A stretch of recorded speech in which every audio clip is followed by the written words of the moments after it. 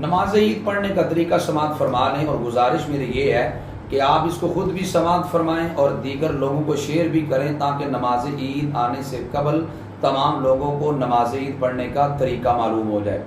پہلے نماز عید کی آپ نیت سماعت فرما لیں۔ نماز عید کی نیت یہ ہے کہ 2 رکعت نماز عید الفطر یا عید الاضحیٰ 6 زائد تکبیروں کے ساتھ پڑھنی واسطے اللہ تعالیٰ کے منہ میں خانہ کعبہ شریف پیچھے اس امام کے اللہ اکبر۔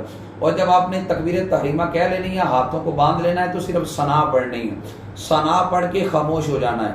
ثنا کے بعد جو امام صاحب ہیں وہ 3 بار تکبیرات کہیں گے، اللہ اکبر کہہ کر ہاتھ چھوڑ دینا ہے سیدھے، پھر اللہ اکبر کہہ کے ہاتھوں کو سیدھا چھوڑ دینا ہے، پھر تیسری بار تکبیر کہہ کر آپ نے ہاتھوں کو باندھ لینا ہے۔ ہاتھ جب باندھ گئے تو پھر امام صاحب بلند آواز سے سورہ فاتحہ کو پڑھیں گے، اس کے بعد سورت ملائیں گے، پھر رکوع سجدہ کریں گے، دوسری رکعت کے لیے کھڑے ہو جائیں گے۔ جب دوسری رکعت کے لیے کھڑے ہو جائیں گے تو پھر سورہ فاتحہ کے بعد سورت ملائیں گے۔ سورت جب ملا لیں گے تو پھر امام صاحب تکبیر کہیں گے، اللہ اکبر، کانوں کے قریب تک آپ نے ہاتھوں کو لے جانا، پھر سیدھا چھوڑ دینا ہے۔ پھر دوسری بار تکبیر کہیں گے، کانوں کے قریب ہاتھوں کو لے جانا، پھر سیدھا چھوڑ جانا ہے۔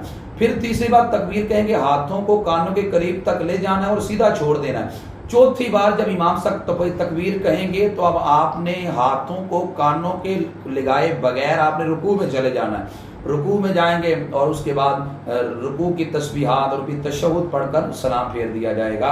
تو یہ نماز عید پڑھنے کا طریقہ ہے۔